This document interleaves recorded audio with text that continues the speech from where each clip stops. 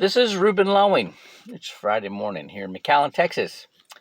So I still have another job, and I I was training a new.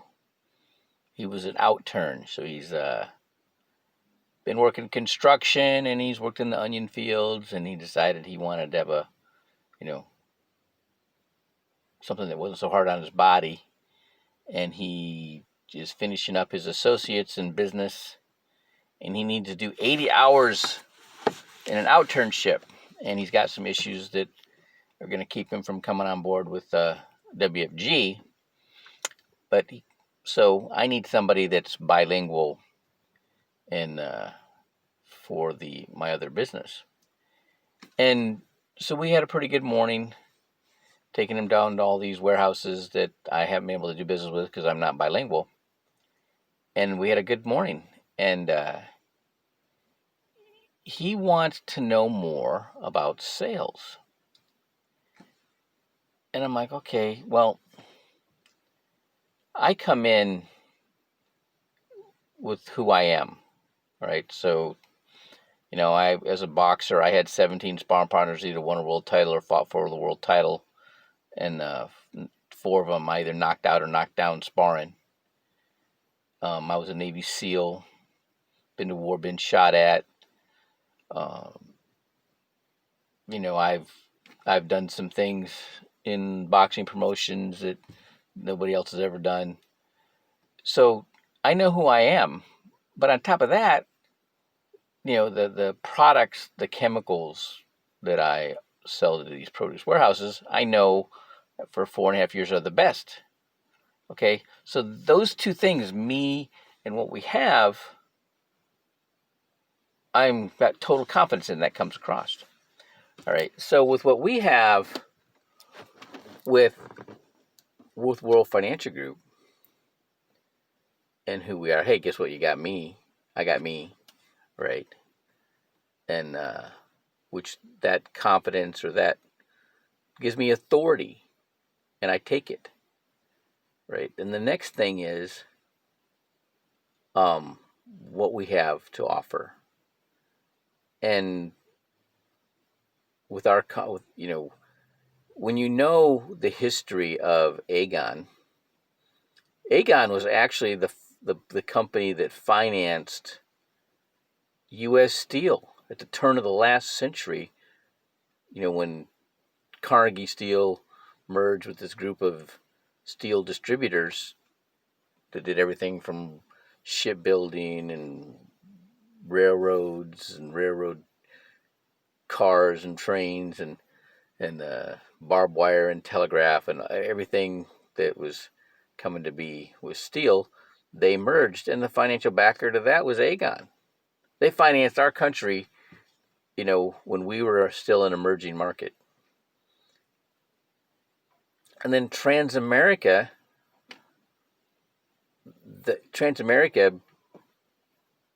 basically was the guy that started Transamerica,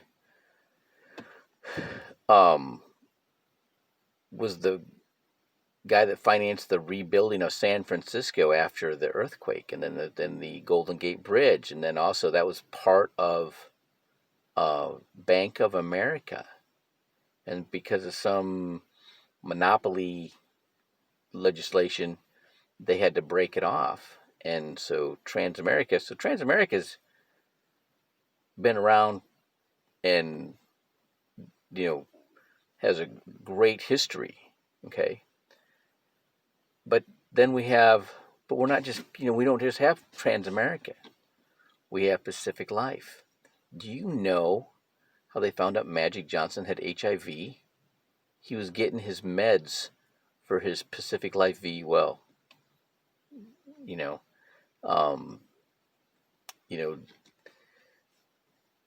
There's, our companies, because of our, and then WFG, we don't have any products, but what we have is this strategy that has a history that goes way back from A.O. Williams, Art Williams, right? That later became Prime America. That then, when the industry changed and they didn't, the leaders from them left and formed WFG. Right? There's products out there that the VUL wouldn't have been around if it wasn't for WFG. Okay, and that's how Western Reserve Life got noticed and bought out by Aegon. And when they audited their books, they saw that all their business was coming from this little boutique, WMA, and they ended up buying them out for like $220 million to become WFG. And then in 2008, when Transamerica was auditing their books, the only source of business that didn't slow down was from WFG. And they went, this is stupid. These guys have this great marketing strategy and this marketing arm, this huge number of people, and they have a branding problem. And here we have this great brand. Why don't we just come together? And so that's why now World Financial Group is a Transamerica company. Okay.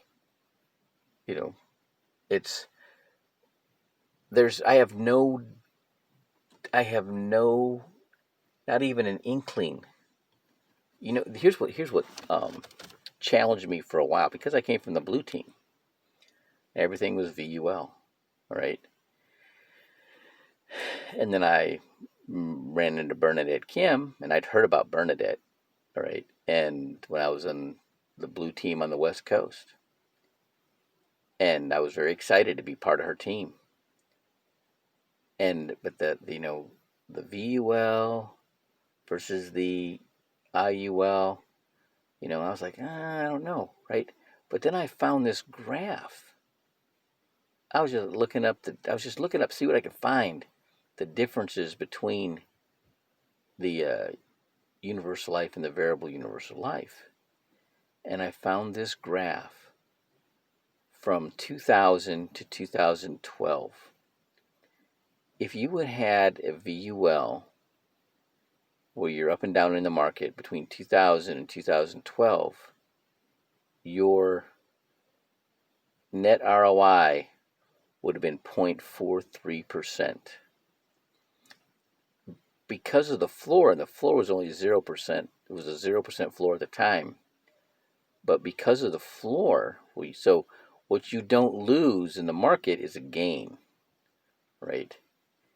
If you would have had an index universal life, you would have been up 114.48%. Okay, and after that, I'm like, all right, yeah, I have no doubt anymore. Okay, and when I hear people challenging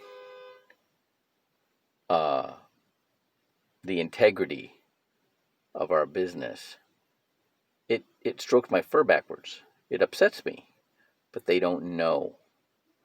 Okay, now there's you hear winners move right now. Okay, well, so do fools. Okay, but if you can show somebody that this is the right path to go, then they need to run on that path. Okay, that track's been laid. Okay, so your confidence has to be there, and you got to have it justified. You got to be able to tell them why you are convinced this is the right place and the right way to be, and the way we do things are the right way to do it. And you got to stand on that confidence. And some people aren't going to take my word for it, right? So go look it up. Do what I did. Okay. And the reason I know about Aegon is because there's a book called The Steel Titan, and it's the biography of Charles Schwab, the industrialist. And Charles Schwab was the guy, not the discount broker, another guy named Charles Schwab, right? He was the right-hand man of Andrew Carnegie, and he's the one that brokered the deal between U.S. Steel and a group that was backed um, by Chase, okay, and by and so with that, that's how they formed U.S. Steel, okay. But that's how I knew about Aegon, okay, way before I ever even got involved with this company, okay, and so now since then I learned about Transamerica and the that they were part of Bank of America, okay, and they were forced, because of the trade laws to split off. So Transamerica has been, part of the founding of our country, okay, all the way back from before the Depression, right? So so I know this because of research I did, not specifically to research, it's just stuff that things that I'd read and come to understand, okay, or stumbled on. That graph changed my perception of what we were doing for people with that Index Universal Life. Oh yeah, and then learn other things about how the taxes affect your money. Ed Slott, look up Ed Slott. Okay, he didn't put any companies, right? But he is all about life insurance in financial planning. Okay, and he says it better than I can say it, so I just give him Ed Slott videos. Look up Ed Slott. All right. All right. So with that confidence, I can talk to anybody, and they catch on to that. All right. Have a great Friday.